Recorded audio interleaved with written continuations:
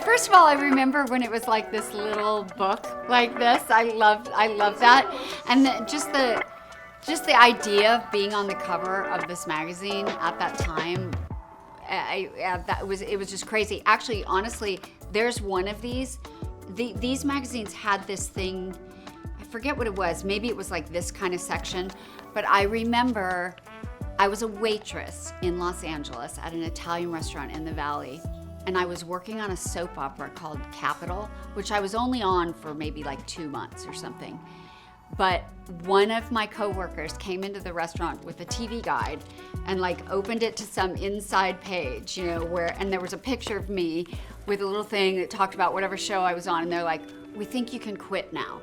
And I was like, "Oh no, I can't, because you don't know when you're going to get your next acting job. I got to keep this job as a waitress." That was TV Guide that they came in with. But anyway, you know, I never was a model. I never considered myself a model, and this was definitely the first photo shoot that made me feel, I don't know, like the way you feel about doing Vogue or something. Like that's what the quality of this shoot was back in the day. Like I think it was at the Chateau Marmont, maybe really? Maybe. And it's like earth, wind, air, fire. I was like, how creative is that? That was so cool. Yeah. Then this one is turning 20 this year. Wow. This is another just iconic shot.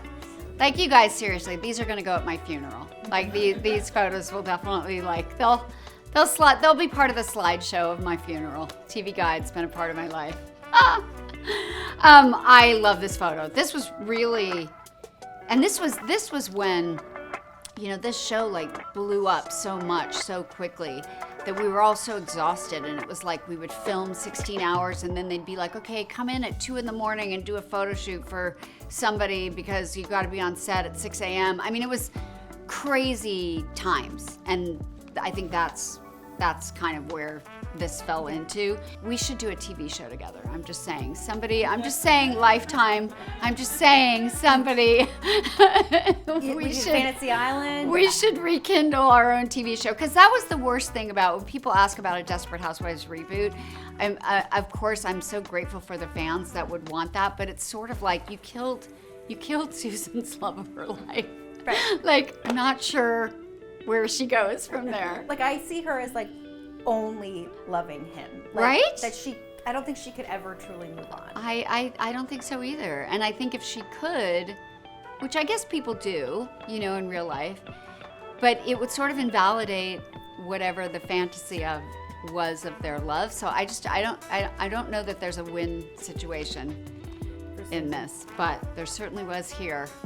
And it's like old school romance kind of cover, like a it feels we like should write the book that goes with this cover is what we should do. Maybe that's my next project. And I think write this book. I think it's like, will they or won't they? Right.